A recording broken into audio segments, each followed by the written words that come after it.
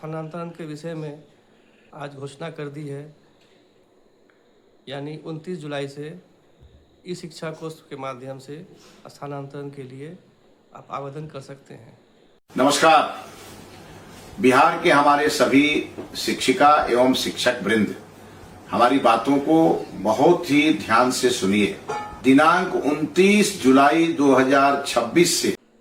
Hello, नमस्कार साथियों, मैं रहबर इस्लाम आज आपके साथ बहुत दिनों के बाद ऑनलाइन हुआ हूँ।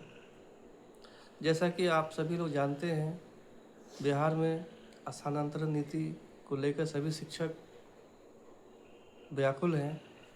किनका कहाँ क्या होगा, कैसे होगा, इस पर काफ़ी लोग चिंतित हैं। ज़्यादा परेशान होने की ज़रूरत नहीं है, क्योंकि कई साथी मन बना लिए हैं कोर्ट जाने के लिए।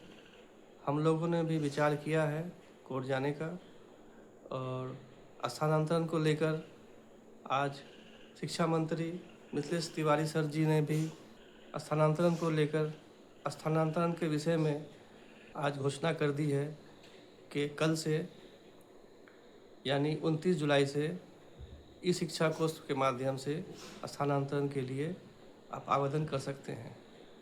तो देखना ये होगा कि अब किस तरह से आवेदन किया जाता है और क्या प्रक्रिया होती है, किन लोगों को विद्यालय छोड़ना पड़ेगा। आइए सुनते हैं मिथिलेश बिहार के शिक्षा मंत्री ने क्या कहा है। कल से पोर्टल खुलेगा, क्या प्रक्रिया है, सारी प्रक्रियाओं को अच्छे से समझ लें, उसके बाद ही आप ट्रांसफ़र के लिए अप्लाई करें। आइए सुनते हैं क्या कहा। नमस्कार। बिहार के हमारे सभी शिक्षिका एवं शिक्षक वृंद हमारी बातों को बहुत ही ध्यान से सुनिए। आप सभी की इच्छा थी कि आपके स्थानांतरण आपके जिले में और आपके प्रखंड और आपके पंचायत के बगल में हो। इसके लिए माननीय मुख्यमंत्री जी और मैंने बैठ करके एक हम लोगों ने बिहार में स्थानांतरण नियमावली बनाई, और अब दिनांक 29 जुलाई 2026 से 5 अगस्त 2026 के बीच सभी प्रकार के शिक्षकों के ट्रांसफर हेतु आवेदन लिए जाएंगे, और वो आवेदन ई शिक्षा पोर्टल पर लिए जाएंगे। आप सभी को मालूम है कि ई शिक्षा पोर्टल, चूंकि उस पे आप जुड़े हैं और उसी के माध्यम से आप अपना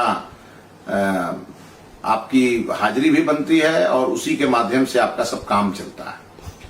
तो विभाग ने एक बहुत ही पारदर्शी व्यवस्था आपके लिए लागू की है। तो भूलिएगा नहीं, जिनको भी ऐच्छिक ट्रांसफर की आवश्यकता हो वो कल यानी 29 जुलाई 2026 से 5 अगस्त 2026 के बीच पोर्टल खुले रहेंगे, और आप अपना आवेदन करिए। और आपको न किसी को फोन करने की जरूरत है, न पैनिक होने की जरूरत है। आप सबका ट्रांसफर उसी एक सप्ताह के आवेदन के आधार पर किए जाएंगे।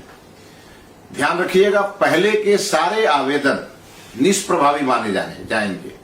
अब आपको नया आवेदन करना होगा। और साथ ही साथ कई लोगों को इस बात को लेके कन्फ्यूजन है कि टीआरई 3 वाले शिक्षकों को मौका नहीं मिलेगा। वो कन्फ्यूजन दूर कर लें, उसके लिए हमने संशोधन किए हैं, और हमने जिनकी भी अभी अवधि पूरी नहीं हुई थी उनके लिए भी हमने ट्रांसफर के रास्ते खोल दिए हैं। साथ ही साथ जो हमारे मॉडल स्कूल के शिक्षक हैं वो भी परेशान हैं, उन्हें भी परेशान होने की जरूरत नहीं, आपके लिए भी प्रावधान किए गए हैं। इसके अलावे जो हमारे लाइब्रेरियन हैं उनके लिए भी अलग से प्रावधान किए जा रहे हैं। बहुत शीघ्र ही, अति शीघ्र ही आपके लिए भी स्थानांतरण के रास्ते खोल दिए जाएंगे। इसीलिए किसी भी प्रकार के शिक्षक इस बात को लेकर परेशान न हो। आपका स्थानांतरण नीति के आधार पर किया जाएगा। अब ये और बात है कि कई जिलों में बहुत सारे शिक्षक असमानताओं के कारण हम बहुत परेशानी में इस विभाग को लेकर के आगे बढ़ रहे हैं। इसीलिए रेशनलाइजेशन आवश्यक है। विभाग ने उसके लिए भी शेड्यूल जारी किया है, उसमें सहयोग करना है। और जो नियम बन गए हैं वो नियम उसी नियम के आधार पे आपके ट्रांसफर होंगे।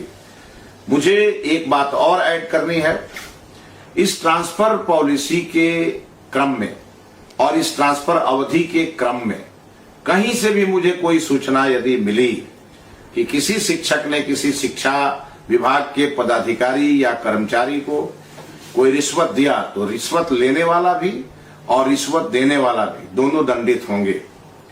एक बात ध्यान रखिएगा, पूरी पारदर्शिता के साथ हमने अपने सभी शिक्षकों की ट्रांसफर को लेकर के जो सुझाव थे उसे माना है। हम आपके लिए लगातार काम कर रहे हैं, धैर्य बना करके रखें, और भी आपके जो समस्याएं होंगे उसका भी समय समय पर हम निष्पादन करेंगे। लेकिन ध्यान रहे, आपका मन केवल विद्यालय में रहे और हमारे छात्रों के उन्नति प्रगति में रहे, क्वालिटी एजुकेशन में रहे। बहुत बहुत धन्यवाद।